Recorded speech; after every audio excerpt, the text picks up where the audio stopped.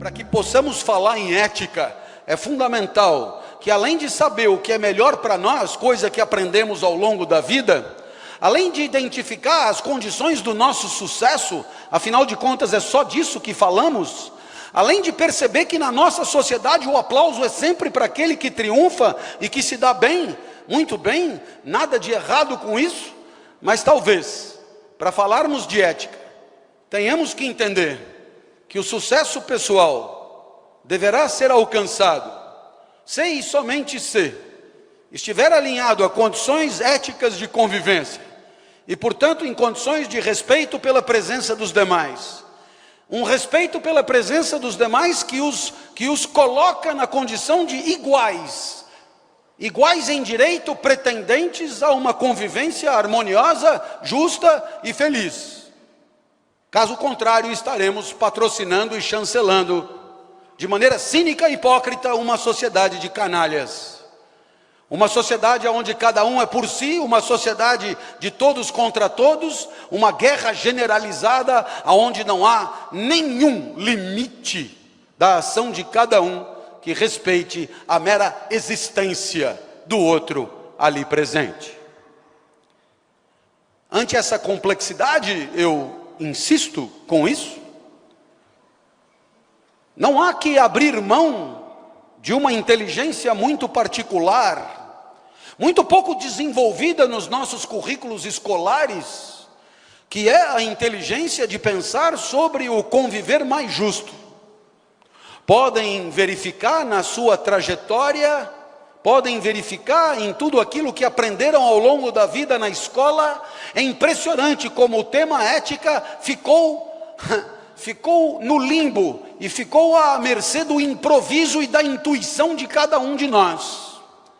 Foram 4 anos de aula de literatura, foram 8 anos de aula de matemática, foram muitos anos de aula de biologia, aprendemos as funções das organelas citoplasmáticas, aprendemos para que serve uma mitocôndria, aprendemos que seno quadrado de θ mais cosseno quadrado de θ é igual a 1, mas na hora de falar de valores, princípios de convivência, respeito pelos outros, aí sim percebemos a lacuna imensa que a nossa educação formal nos reservou.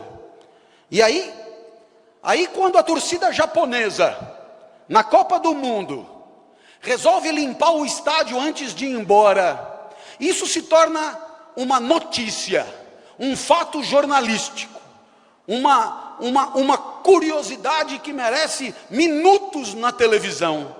E aí então o torcedor japonês é perguntado por que está limpando o estádio antes de ir embora. E ele não entende o interesse do jornalista. Ele não entende a razão pela qual aquilo poderia merecer uma notícia, uma presença na televisão. E responde apenas: se vem alguém depois usar o estádio, é normal que encontre o estádio limpo, tal como nós encontramos ao chegar aqui.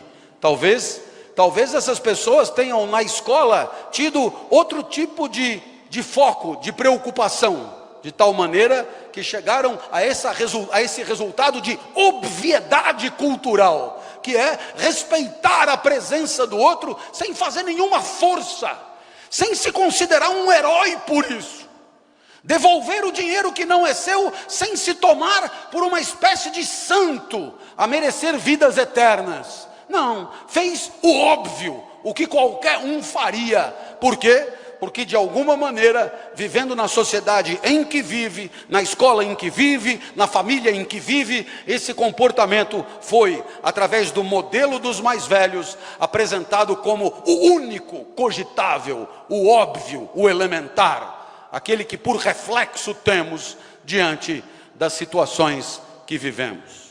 Bem, eu espero que tenham, de certa maneira, percebido o alcance do que estamos falando, porque invariavelmente quando se fala de ética, pensa-se imediatamente na nossa atualidade,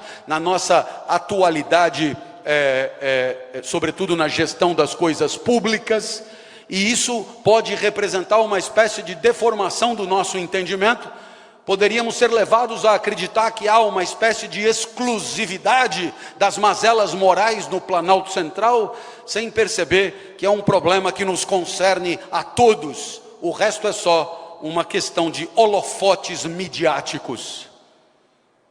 Para que isso fique mais claro, minha filha mais nova me propôs um banho de piscina. Eu odeio, mas ela consegue de mim tudo que ela quer. Fomos então a um clube que tinha lá uma boa piscina, muitas pessoas, um dia de sol. E eu ali quieto, porque não faço nenhum tipo de esforço físico desnecessário, absolutamente imóvel para não gastar nenhuma caloria além do fundamental. Eu comecei a observar que havia um bar ali onde as pessoas compravam água, bebidas, etc. Iam bebendo, estava calor, bebiam, um bar tinha até fila. Do outro lado do bar, havia uma porta escrito WC. E eu comecei a observar que ninguém frequentava aquele lugar. E eu percebi isso porque eu mesmo, depois que passei dos 50, passei a ter que frequentar esse tipo de lugar mais a miúde. Parece que a próstata aumenta, invade o espaço da bexiga, a retenção urinária diminui, e aquelas 4 horas de aula que eu dava na USP em seguida, hoje são impensáveis. Comecei então a olhar onde é que estava o WC, vi que não tinha. Chegou uma hora que não aguentei mais, saí da piscina, fui lá no WC, para minha perplexidade estava trancado. Então eu fui até o bar e falei, mas como o WC está trancado? O indivíduo, sem entender muito a minha perplexidade, me deu uma chave, depois do senhor usar, o senhor devolve aqui. E aí então fui lá, usei, devolvi e comecei, aí eu me interessei mesmo pelo uso do WC. E eu comecei a imaginar que naquele lugar, naquele clube, naquela cidade, havia um talento das pessoas em reter a urina durante horas, talvez dias, porque ninguém, a proporção que bebiam não frequentavam o WC. E eu comecei a me sentir realmente um doente, porque logo em seguida já senti novamente vontade de ir, e ninguém mais fazia a mesma coisa. É evidente que eu supunha a razão. Evidente que todos aqui sabem qual é a razão. Todos sabem que para não andar 3 metros,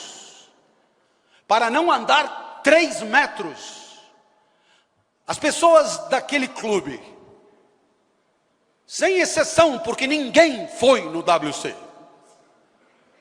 urinaram dentro da piscina.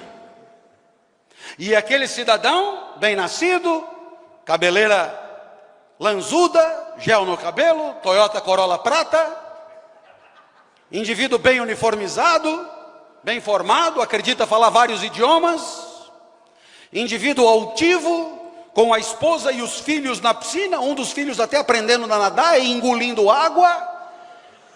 Esse indivíduo se alivia, deve ter tomado alguma vitamina que determinou um amarelumbre destacado da sua prática, e sem nenhum pudor, foi até o fim, tranquilo, porque para não andar 3 metros, um canalha condena o filho a engolir a própria urina. E isso não é uma questão de Senado Federal, isso não é uma questão de Câmara dos Deputados, isso é só um clube, domingo de manhã. Por que deveríamos respeitar o outro? Por que deveríamos zelar pela água e pela higiene que é comum a todos?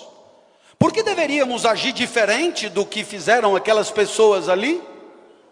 Talvez por ter certeza que 99% da nossa vida é vivida com os outros, interagindo, afetando e sendo afetado. Se a convivência for injusta, se a convivência for regida por canalhas, continuaremos vivendo numa sociedade que lembra muito esta piscina. E continuaremos nos acostumando cada vez mais de interagir quase nus com os excrementos fisiológicos dos nossos concidadãos. E assim, talvez um dia, isso já não nos cause mais repugnância. E teremos construído uma sociedade não só da desconfiança, mas do excremento, uma sociedade que perdeu completamente a noção da própria dignidade, uma sociedade onde as crianças, desde que nascem, aprendem que para ser capa de revista tem que triunfar, ainda que de forma desonesta, lesiva e canalha. Por essas e por outras, Da mesma maneira que entre o momento que a minha avó me mandava comprar pão e hoje, passaram-se 50 anos, e fomos todos nós capazes de determinar esse esfacelamento da moral? Sim, fomos nós, porque aqui não veio nenhum povo bárbaro determinar a nossa barbárie, aqui também não veio nenhum povo extraterrestre a nos escravizar, aqui só tivemos nós mesmos. Portanto, se a sociedade se deteriorou desta maneira, somos todos corresponsáveis. Da mesma maneira que conseguimos esse resultado nefasto e medonho, talvez a única boa notícia é que pelas mesmas condições, possamos arregaçar as mangas e reconquistar a confiança de uns em outros. Em deixar como legado para os nossos filhos que tanto amamos, um espaço de convivência que seja respeitador, onde as outras pessoas contem para todo mundo que um dia vai tomar uma decisão. E assim, quem sabe, consigamos pensar numa felicidade que seja coletiva, que seja compartilhada. E só aplaudiremos mesmo aqueles que pelo seu comportamento possam ir muito além do seu sucesso, mas possam contribuir decisivamente para uma sociedade mais colorida, mais justa e mais feliz. Muito obrigado pela atenção, até a próxima, se Deus quiser.